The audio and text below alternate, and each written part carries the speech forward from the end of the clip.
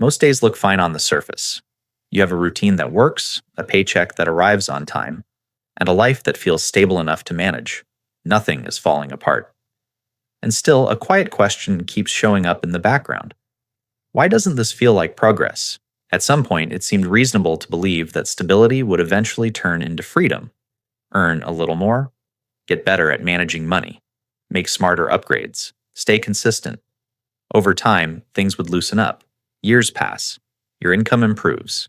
Your life gets more comfortable. But instead of relief, the pressure stays. It is not dramatic or urgent. It is just always there, sitting quietly behind the routine.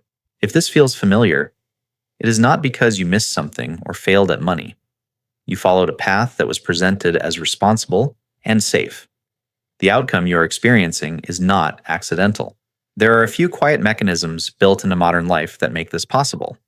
They do not trap you by force. They work by keeping things manageable while quietly preventing real accumulation. My name is Alex.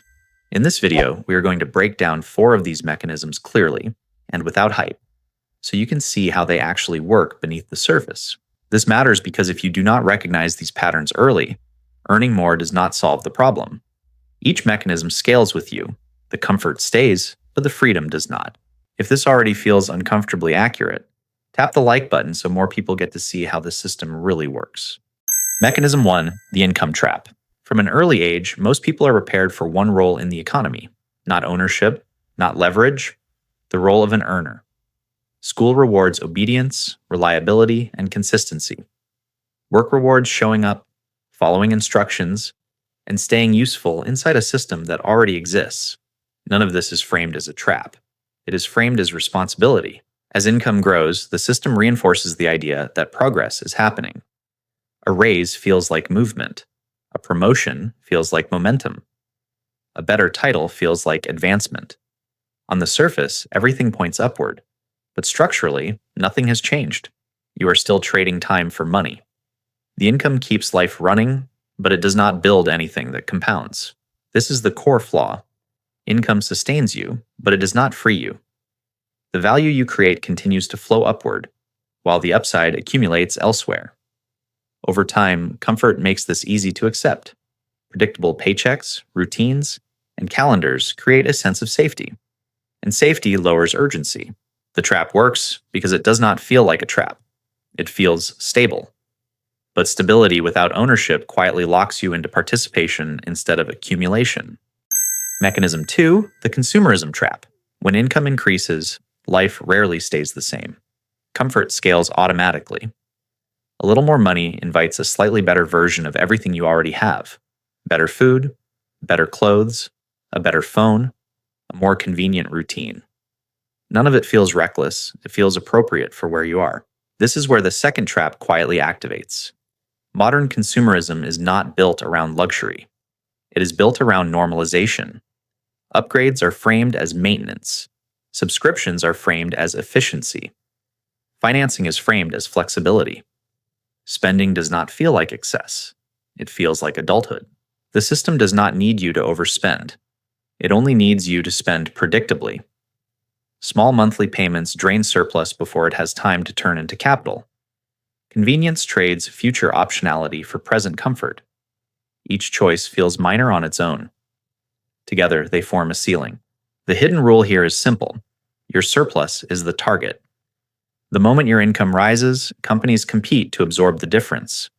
Lifestyle expands in step with earnings, and savings remain flat.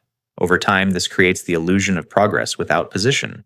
You live better, but you do not move forward. Comfort improves. Capital never forms.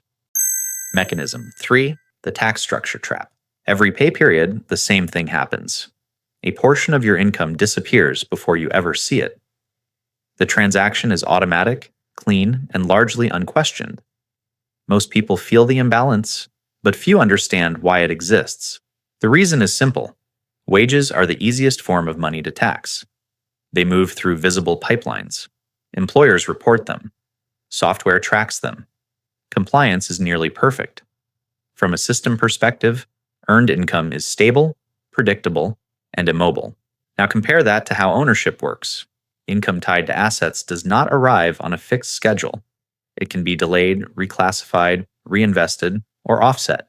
Capital moves. Labor does not. And systems always lean on what cannot move. This creates a quiet lock-in effect. As an earner, your surplus is reduced at the source. Before you can accumulate enough capital to change categories, taxes shrink what remains. The gap between earning and owning stays intact. The result is not punishment. It is design. Workers provide stability. Owners provide growth. The system protects the side that can leave and depends on the side that cannot. And that dependence quietly keeps you in place. Mechanism 4. The time trap. The final resource the system relies on is not money. It is time. Most work is not designed around output. It is designed around hours. Tasks may finish early, but presence is still required. What is purchased is availability, not results. Around that structure, modern life fills in the gaps. Commuting, meetings, check-ins, emails, and administrative noise consume attention in small pieces that add up to full days. The cost is not just time, it is energy. By the time work ends, decision fatigue has already set in. This is where the deeper trap appears. People assume they lack motivation or discipline. In reality, they lack unoccupied time. Time poverty becomes the real bottleneck. When energy is depleted, long-term thinking disappears. Relief replaces responsibility. The system does not need to seize your time. It only needs to occupy it. When work ends, screens take over. Scrolling, streaming, and small obligations fill whatever space remains. Nothing feels excessive. Everything feels deserved. The result is a life that can be maintained but not upgraded. Without time to think, learn, or build, future income never gets created. Comfort continues. Escape never starts. How the traps reinforce each other. On their own, each of these mechanisms feels manageable. Together, they form a closed loop. Income creates dependence. You rely on the paycheck to keep life running. Consumerism absorbs whatever surplus appears, so savings never gain traction. Taxes remove a portion of income before it can accumulate. What remains is just enough to maintain stability. Work then consumes most of your available time. Long hours, mental fatigue, and constant obligations leave little space for strategic thinking. When energy is gone, initiative disappears. Not because of weakness, but because exhaustion is predictable. This is how comfort replaces urgency. Nothing breaks loudly. There is no crisis forcing change. Life continues smoothly, which makes the system difficult to question. Days blend together, routines repeat, years pass without structural movement. The loop reinforces itself. Dependence on income increases risk aversion. Spending maintains comfort. Taxes keep surplus small. Time scarcity blocks experimentation. Each mechanism strengthens the others. From the inside, it feels like standing still while working harder. From the outside, it looks like stability. This is why so many people feel financially stuck without knowing when it happened. The system does not push you down.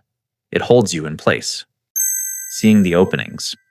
The system only works when it is followed unconsciously.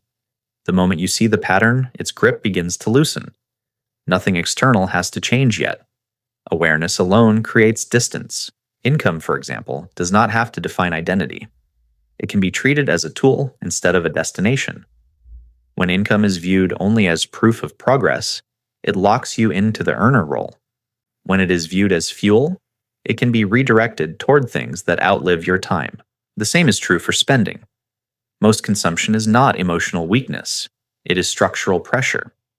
Once you recognize how upgrades and convenience are designed to absorb surplus, spending decisions stop feeling personal. They become adjustable. Time follows the same rule. You do not need large blocks or dramatic lifestyle changes. Small, protected pockets of time are enough to shift direction. Time used intentionally compounds, just like money does. This section is not about tactics or shortcuts. It is about perception. Once you stop moving on autopilot, choices become visible. And when choices become visible, control returns. That is where real change starts. Stop playing the assigned role. The goal is not to escape society or reject modern life. That framing creates unnecessary fear. The real shift is quieter than that. It is about stopping the role you are trained to play by default. For most people, that role is simple: earn consistently, spend normally, stay busy, repeat. None of this is framed as a choice, which is why it feels permanent. But roles only hold power when they are followed automatically. This was never about intelligence, ambition, or effort. The system does not rely on people being careless. It relies on people being reasonable. Stable earners who maintain their lives without questioning the structure keep everything running smoothly. Once you see that, the pressure changes shape. Comfort no longer looks like safety by default.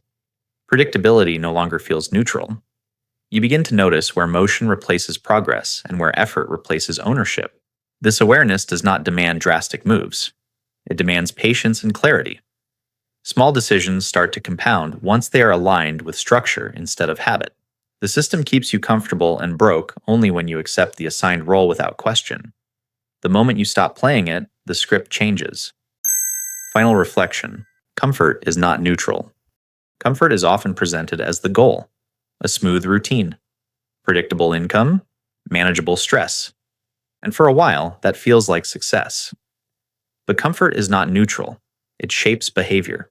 It slows urgency. It teaches you to protect what exists instead of building what could exist. This is why so many lives remain stable but unchanged. Nothing pushes hard enough to force a rethink. The system does not need pressure. It relies on ease. As long as life feels manageable, questions get postponed. Plans stay abstract. Years move quietly. The purpose of this breakdown was not to create anxiety or rebellion. It was to restore clarity. Once you understand how income, spending, taxes, and time quietly interact, the confusion lifts. The feeling of being stuck gains an explanation. From here, progress does not come from doing more. It comes from doing things differently, from choosing ownership over appearance, structure over impulse, intention over default. Comfort will always be available. The system is very good at providing it. Freedom requires something else: awareness, patience, and decisions that compound slowly instead of rewarding instantly. Once you see the design clearly, you cannot unsee it. And that awareness alone begins to change how you move through the system. Key takeaway: the system does not keep you broke by force. It does it quietly through comfort, predictability, and routines that feel reasonable. Income without ownership sustains life, but never compounds. Spending without structure absorbs surplus before it can grow. Time without intention disappears. None of this is a personal failure. It is the result of moving on autopilot inside a system designed that way. The moment you understand this, the pressure changes. You stop chasing comfort and start looking for leverage. If this breakdown helped you see the pattern more clearly, like the video and share it with someone who feels stuck but cannot explain why.